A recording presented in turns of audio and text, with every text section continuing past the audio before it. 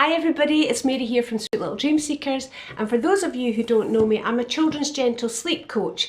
I coach, support, help parents of sleep deprived babies and children between the ages of 4 months and 6 years to happily sleep through the night and nap age appropriately through the day.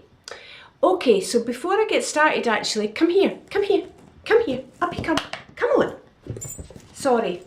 This is my dog, okay? He's called Spencer, and he is a menace, to be honest with you, especially when I'm doing videos, because what he wants to do is either sit on my knee and show his ears off, as you can see, or he wants to bark at the kids outside, don't you? Yes. So now that I've introduced the boy, you might hear him growling, so you know that it's not my stomach rumbling, it's him and his carry-on.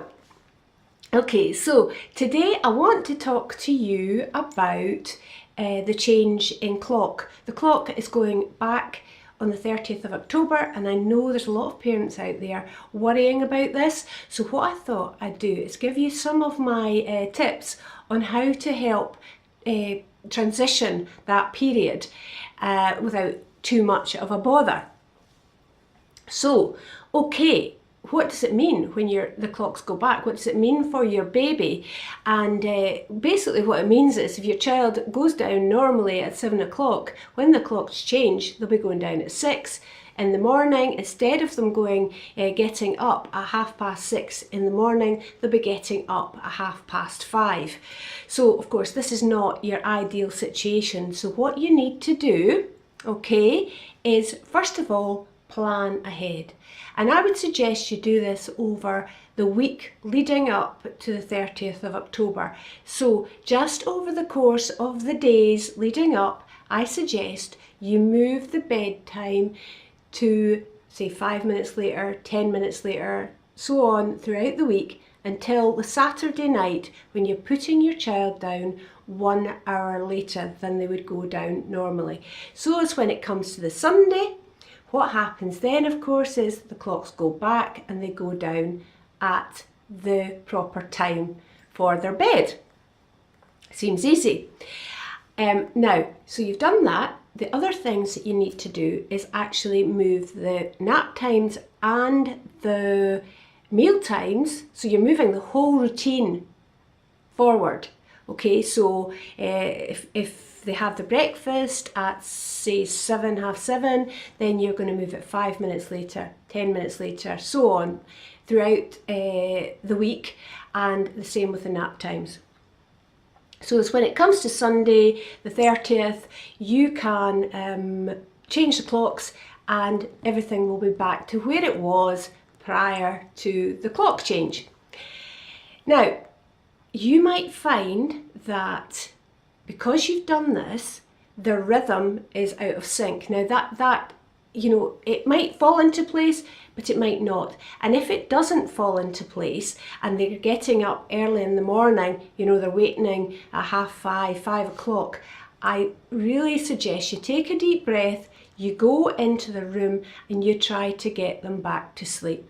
Okay, that is really, really important because you don't want to create a habit of them getting up early. So when they're waking at 5, you go in and you encourage them to get back to sleep. And so there's no getting out of bed before 6 o'clock in the morning. And that's an important rule, I would say, for you to remember.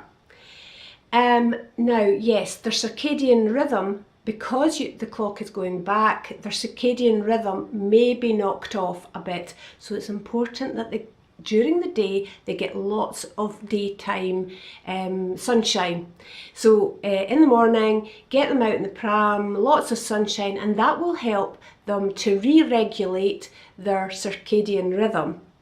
And on that Sunday, after the clocks have gone back, you might find that your child is more tired than normal, in which case give them an extra nap. If they need that extra nap, give them the extra nap. Watch for them looking tired. Now it is important to be watching the clock too, however, obviously if your child is tired, then you have to to allow them to nap. You don't want them becoming overtired.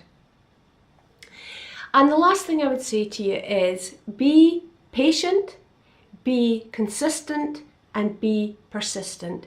Now, for all I've given you this information, it can take a bit of time for the new routine to embed. So just be patient with your child, okay? And it's really important that you remain consistent with your plan. I hope this has been of help to you, and as always, I hope your bedtimes are peaceful ones, and watch out for more videos because they will be coming.